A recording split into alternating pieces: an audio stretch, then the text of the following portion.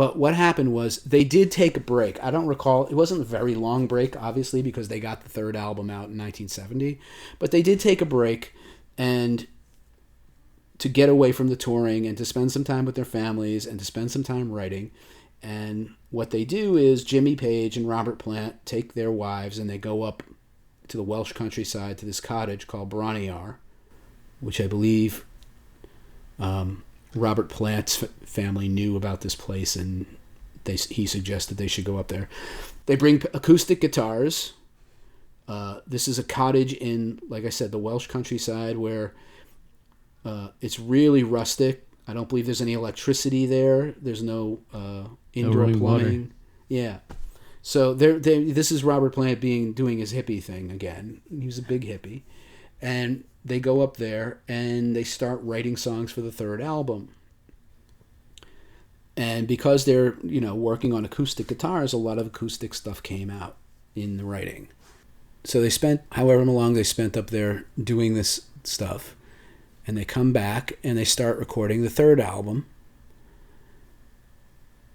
And the expectation, given the success of Led Zeppelin II, was that Led Zeppelin III would be another big bombastic extension of what Led Zeppelin II had done.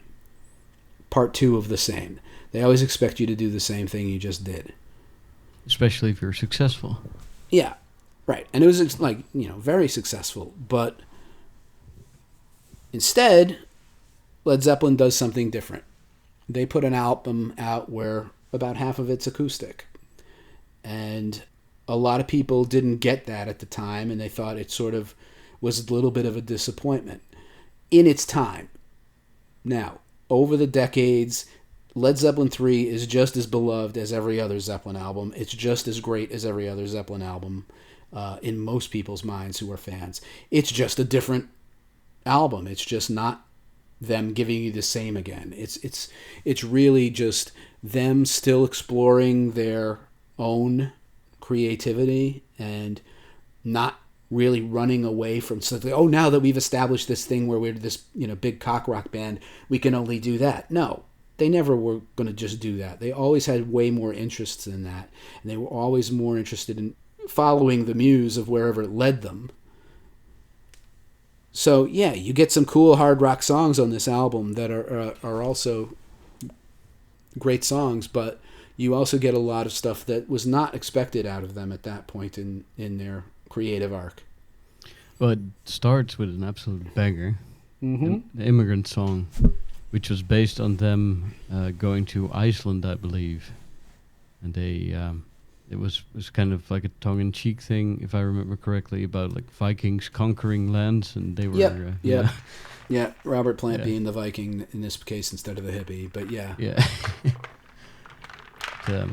I remember talking to my uncle about this, who was a huge Led Zeppelin fan, and he was saying, like, when I first heard that song with Robert Plant coming in with the vocals, it was like, what is this? I've never heard something like this before. And that was the first time he kind of heard Zeppelin and got into Zeppelin. And yeah, he told me several times that when that song came on the radio and he and his friends heard that for the first time, they were like, what is this sorcery? What is this music? I've never heard that before. It hits you like a big punch. It's a big, epic. The first time you hear that, it's powerful. And again, you get back to the idea. When you look at it, it's 2 minutes and 25 seconds. It's a quick song, but it packs a big punch, and it's got that that great riff, and Robert Plant banshee screaming and shit like that. It's really a powerful opener, obviously. With the tremolo on the guitar too. Yeah, and live Jimmy would take a really cool solo in the middle of this thing. There's no guitar solo on the studio version, but again, it's sort of that mold of the quick and frantic song, which they had done with Communication Breakdown and Livin' Lovin' Maid, and this is better in my opinion than those songs. But it starts off this album with a very Led Zeppelin-ish sort of bang that would not continue throughout this album. So from there, we move on to Friends, which begins acoustically. And again, we talked about this was the place that Jimmy Page used the Devil's Note, the flatted fifth interval on its chord progression, somewhat like the way Black Sabbath did on the song Black Sabbath. Both of them come from this sort of thing that comes from Holt's the Planets. We talked about that in the Iommi podcast. But yeah, it's sort of that melody that comes from that place, and it's used here. And this is sort of a haunting song. It's a different kind of song. It's got some cool keyboard effect backgrounds in there too. Like how would I describe it? It's kind of like this atmospheric. Yeah. So with Friends, you get this acoustic opening where Jimmy's hitting his acoustic guitar. You can hear the strings vibrating on in the track and stuff. And Bonzo is giving us, again, with his hands on some sort of acoustic drum, whether it's a conga or a bongo, I don't know. But, it's a very, again, an acoustic feel to this thing for the bedding of the track. And then we have a string section that comes in that plays this flatted fifth interval melodic phrase that John Paul Jones arranged. And I guess it was one of the few times that Led Zeppelin actually used real strings on a song. It's a really good track, but it's a different kind of track. It's really unusual. And Robert's singing at the top of his voice. He's sounding great. And it's got a lot of this Eastern droney kind of feel to it as well. It doesn't feel particularly Western. It's also open C tuning, so C-A-C-G-C-E. Yeah. So back to the open tuning thing. And that explains the low pitch sound and the rattling heard from the strings throughout the song. Yeah. There you go. All right, then we got Celebration Day. So this is back to doing a rocker, but this is another one where it's a weird sort of riff. This is a sort of a weird kind of riff from Jimmy, and a weird bass line under it. It works, but it's kind of weird the way this thing is constructed, and it's not something that you would normally think of as being something you'd find just in the normal course of playing. This is a bit of an unusual riff and stuff. So there's a droning synthesizer in there, and the guitar chords are played over it, this drony synth thing. And it's just an unusual sort of arrangement and construction, and it works. And then you have the guitar solo in this is one of Jimmy Page's really quick and concise but really tasty solos. It's just you can sit here and memorize it and from memory and just go. It goes da da da da da da da da da. It's really a memorable melodic solo that he takes, and it's fairly quick. Again, this song isn't even 4 minutes long, but it's powerful. Another interesting fact is that this song was almost left off the album because the beginning of the master tape was kinked and wouldn't play in the tape machine, so it was cut out, and the ending synthesizer of Friends was composited over the edit to disguise it. Yeah, I mean, Friends runs into it in that respect, and yeah, it's interesting that way. And I have a different feeling about what they did at the end with the track selection that they did that they shouldn't have done, and we'll get to that as we get to that song. But again, Celebration Day is a fun song. And then we move on to Since I've Been Loving You, which is, in my opinion, it is their best blues song, and I think very few people would argue with me on that one.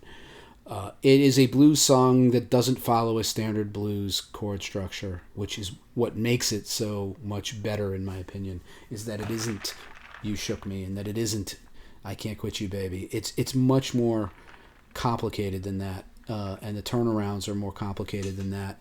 And what Jimmy Page plays on this thing is much more complicated than what he plays on those other things.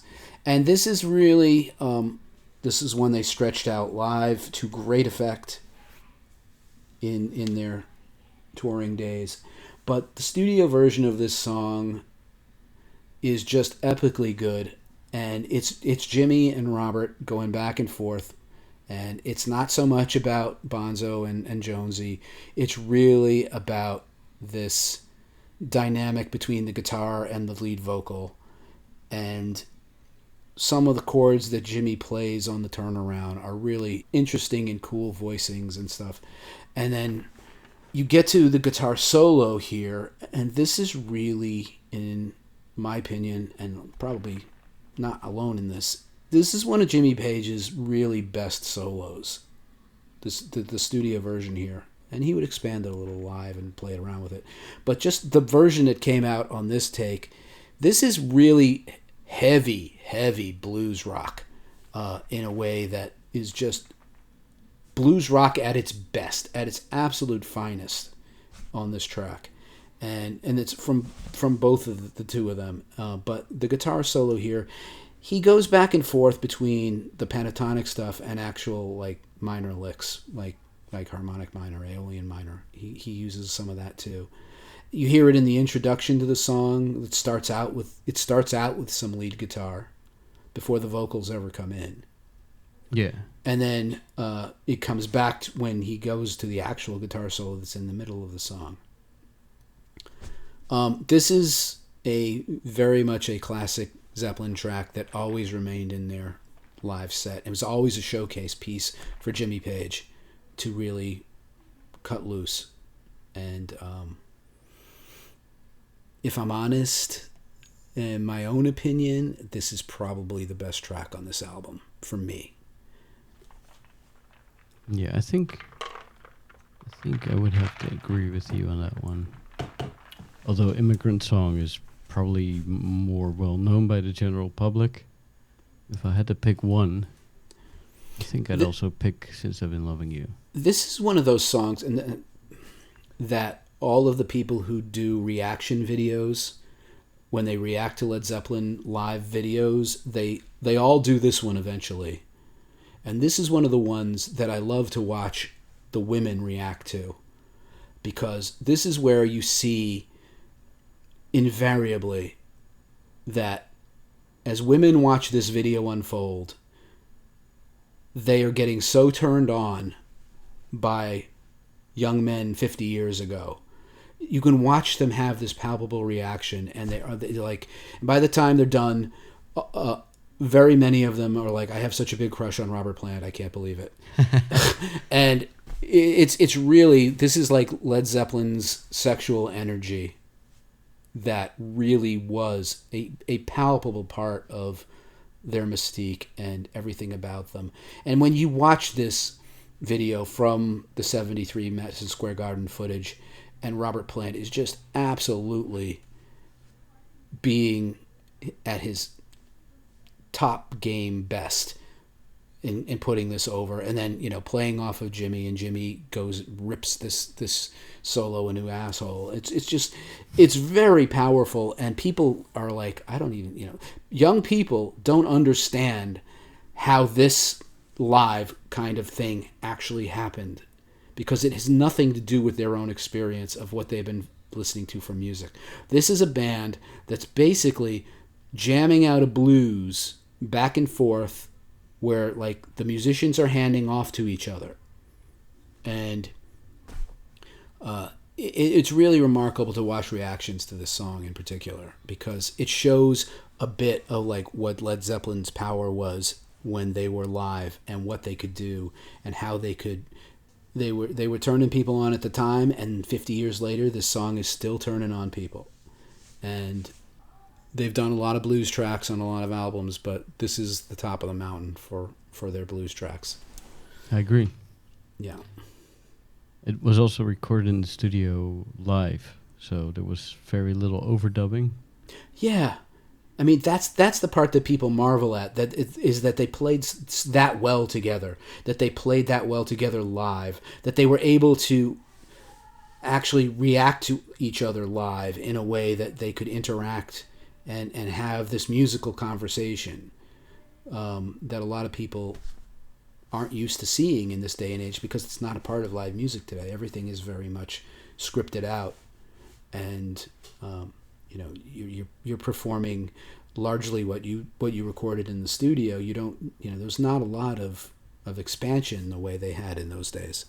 So this is again one of their standout. Yeah, one of the big standout tracks for Led Zeppelin is Since I've Been Loving You. Yeah, and they did this one even as in the last performance, on the Celebration Day performance, and unfortunately, it was not one of the high moments on that particular performance. But back to the studio version was great, and the live versions early were usually really great. All right, then we get Out on the Tiles. Out on the Tiles is another one I would call an underrated Zeppelin song. Okay. This is a kind of a forgotten Zeppelin song in some respects, and it's actually one of the hard rock songs on Zeppelin III, but it doesn't. In my opinion, this song never got enough love. I love this song. I think it's pretty badass. Some cool stuff on the bass going on there too. Well, you're also listening to just the intro, and the intro they would use that. They would sometimes use the intro to Out on the Tiles, like they did in '73. They would use it before going into Black Dog. So you get the intro to Out on the Tiles, you think they're going to go into Out on the Tiles, and then it's Hey Mama said the way you move, and they would use the intro. But as good as the intro is, I think the rest of the song is really cool, and this is a good John Bonham moment on this song too. There's a lot of great drum stuff on this. Yeah, John Bonham would talk about going out on the tiles, meaning going to bars. The term, the title is a British term for going out on the town. Jimmy Page wrote the song Around the Praise. Right. It's synonymous or analogous to being out on the town. But anyway, I think it's got a bunch of good Jimmy Page riffs, and I think it's got great drumming. It's not Robert Plant's most inspired vocals, but they're great. And, like I said, this would, to me, be an underrated track. Okay. Then we get Gallows Pole, which I quite like a lot. Right. And this, I guess, again, was a classic folk song that Robert Plant knew about. And he would sometimes describe it that way, and he would tell the story of how it came about and stuff. And then, here we are with another acoustic number. And it's a good acoustic number. This is one of their finer moments on acoustic songs, Gallows Pole. And it has a banjo. Yep. And this is, like we said, Jimmy was not above busting out some new instrument and adding some sonic flavor to a song that it didn't have. But it's also sort of like a rompy, stompy song too. It gets this rhythm going, and they would revisit this one later. When they did the No Quarter album and completely reimagine it and everything. It's a strong song, Gallows Pole. And Robert Plant singing, right. It like I said, it starts out sort of a little bit sleepy, and then it kicks in with this rhythmic feel that's really up tempo. And this is one of the ones they would do in the acoustic set in the middle of the live set. And Jimmy Page has said that this is his favorite song on Led Zeppelin III. Which is kind of interesting. Yeah. I mean, it's a strong track. It's a very strong track. It's not one of the most classic tracks, I guess, but it did make the live set a lot of the time. They would play this live. They played it live with Page and Plant, and they played it live later, in the No Quarter era and stuff. So, I mean, it was always kicking around as one of the songs that they did keep in the lineup. It's got a mandolin, bass, banjo, 6-string acoustic, 12-string acoustic, and electric guitar. Yep. It's about a guy who's about to get hung, and he's trying to get his hanging delayed. Yep. Yep, and the other side of it was the you'd bribe the hangman to give you an easy death, basically. Yeah. Give the hangman a few bob or whatever, or you give him something. What did you bring me, my dear friend, to keep me from the gallows pole? If you can get him bribed, they could make it more painless for you or whatever. Well, there's many versions of the song by different artists, but Led Zeppelin's is unusual in that it ends with the hangman hanging the protagonist despite of all of his bribes. Most other versions end with the hangman setting the protagonist free. Yeah. again, this is one of those things where it's like they're bringing songs that are classic folk songs that are not popular, known in rock culture, and they're bringing them into rock culture, and for all intents and purposes, passing them off as their own. But not. I mean, like I said, Robert Plant would typically introduce this song and give the backstory of the song live. So it's not like they were like, in this case, I don't think they were maliciously trying to say, no, we wrote this. But the perception is they were coming up with all this great material when some of these things were classic folk songs, right? So we have Tangerine, which is a beautiful song. And here we have Jimmy, he's using, I think, pedal steel on this one, along with acoustic.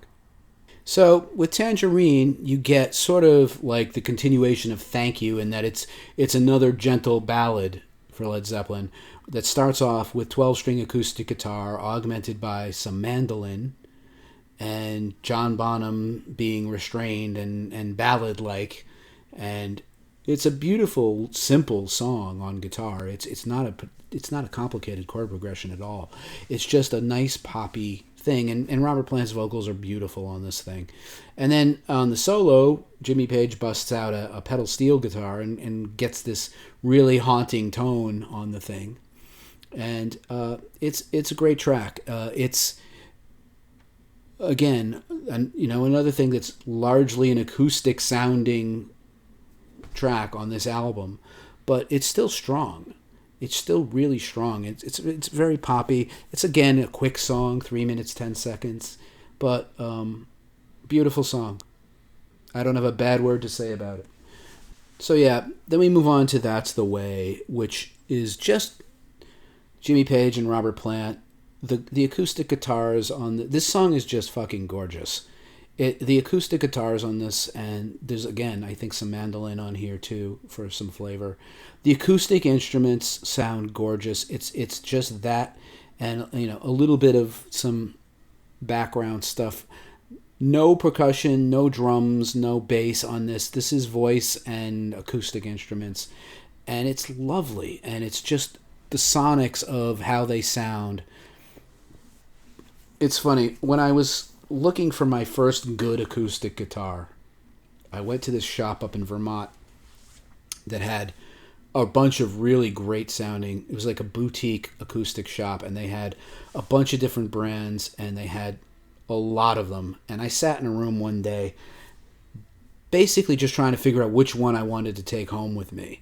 And I played something like 30 or 40 acoustic guitars, and what the woman who ran the store, she was smart. She said, sit in this quiet room. They had a room that you could just play in.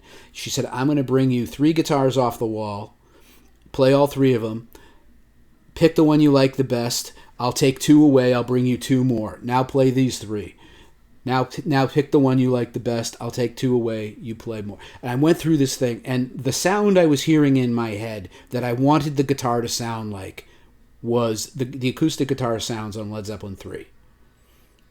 And things like this. This was the sound I heard in my head when I was like, what guitar sound do I want for an acoustic guitar? It sounds like this. It's just these gorgeous, lush sounds. I think Jimmy was using his Martin D28 on this. And they would play this one live in their acoustic set. It's just a lovely song. And then it goes into Bron-Yr-Aur Stomp, which is also really fun. But again, this is an acoustic. So that's the way runs into Bron-Yr-Aur Stomp, which is confusing because one of the first lyrics is that's the way it should be. So it's like, when I first heard this album, I'm thinking this is an extension of the same song where it just changes direction. But this is a up-tempo, happy song that Robert Plant wrote the lyrics about his dog. And it's freaking wonderful, this song. And they would do this one live, and they would bring out a little kick drum, and Bonham would sit there with just the kick drum, and they'd sit there with tambourine and acoustic guitar, and they'd play this live.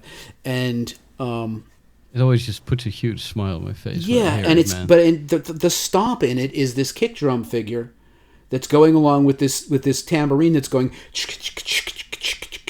and it's a boom, boom, boom, and that's the stomp in the Bron-Yr-Aur Stomp. And this is another wonderful acoustic moment from Zeppelin. This is top shelf crap. I mean, this is, again, and this is like, when I think of my benchmark acoustic guitar sounds that I've heard on albums throughout my entire life, this is what acoustic guitars should sound like to me.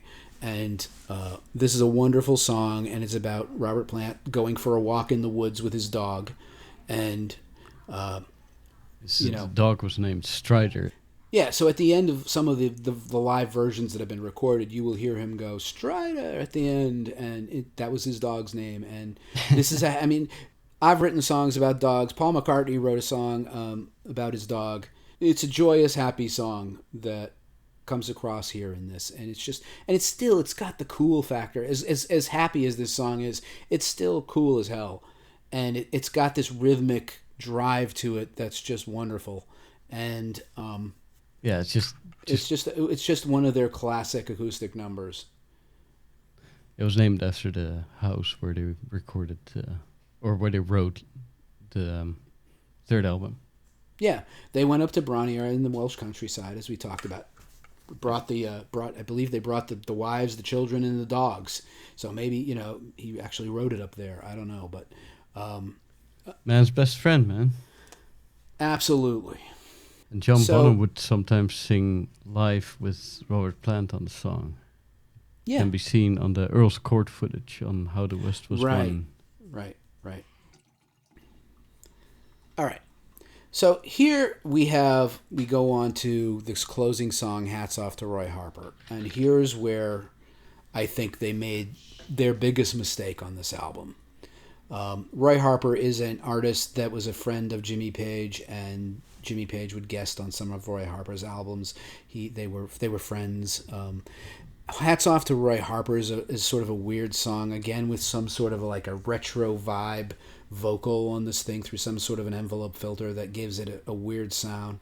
And it's not that it's particularly a bad sound or a bad song or anything like that, but it's not really that strong.